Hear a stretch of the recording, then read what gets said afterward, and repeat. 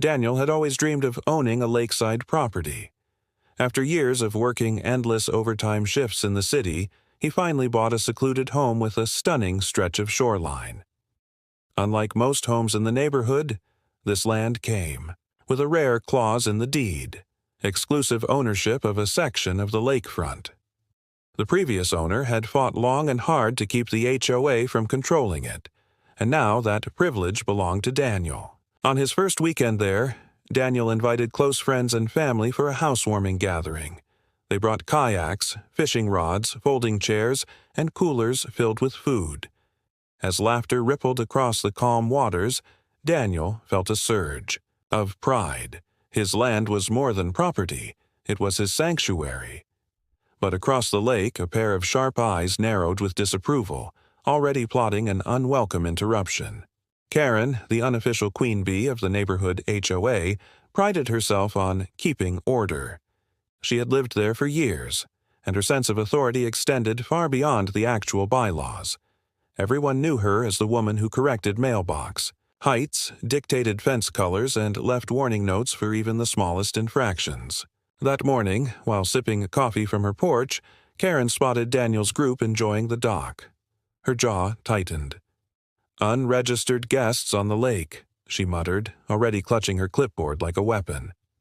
To her, it didn't matter who owned what. Everything around the lake fell under HOA control, at least in her mind. She set her mug down, squared her shoulders, and marched toward Daniel's property as though she were on an official mission. Daniel's guests, mid-conversation, fell silent when they noticed her brisk, hostile approach. "Excuse me," Karen barked, planting herself at the edge of Daniel's dock. Her sunglasses reflected the startled faces of his friends. "This is a shared lake. Your guests aren't permitted to be here without HOA approval."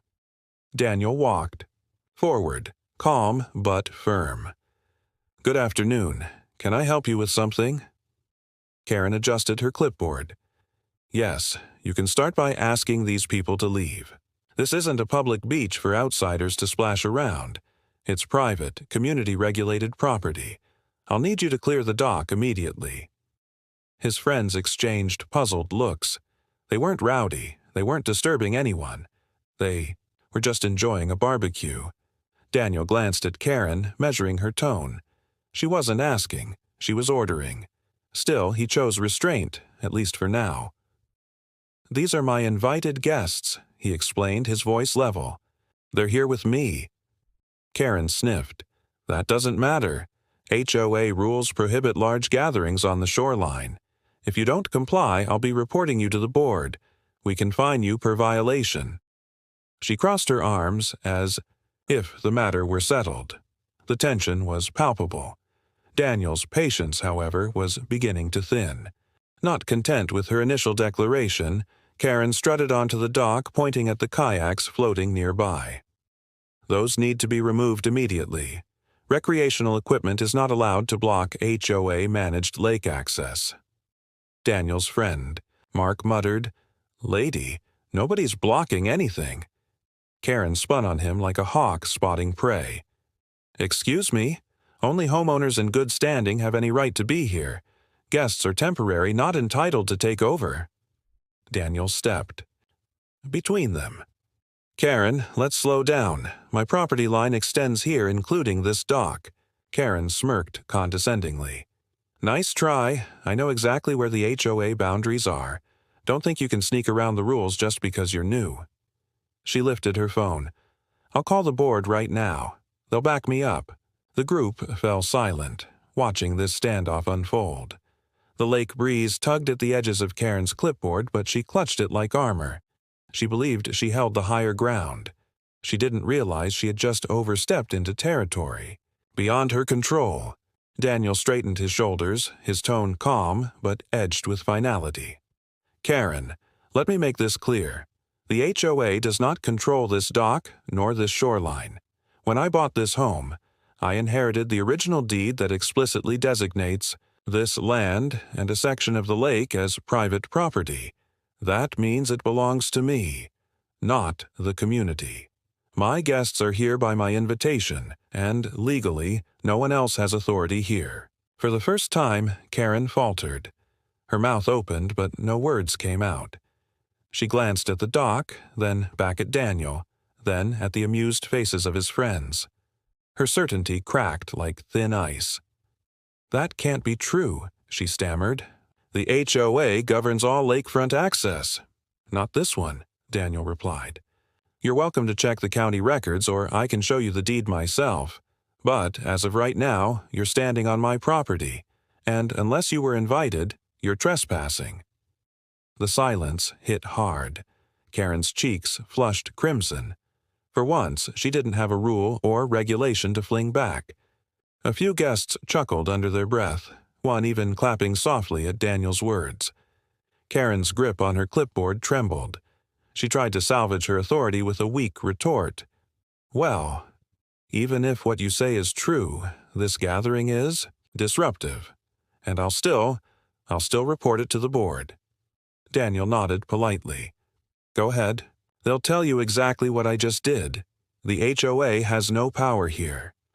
Karen looked around desperately for support, but the neighbors watching from across the water only shook their heads.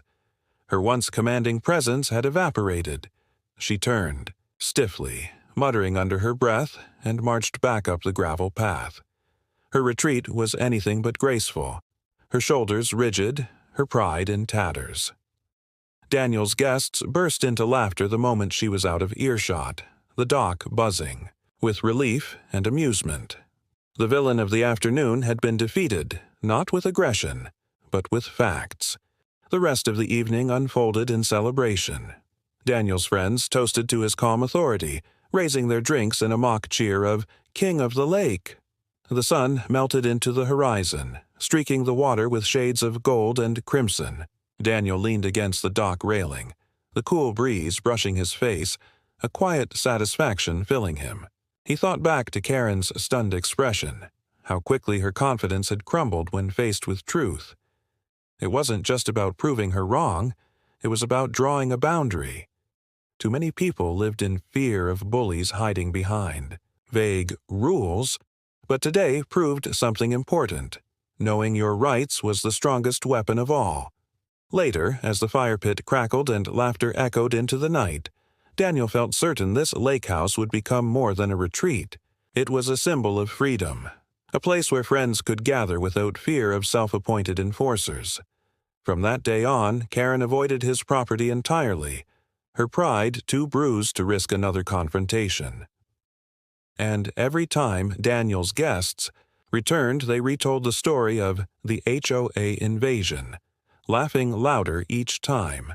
For Daniel, the lake was more than water and land.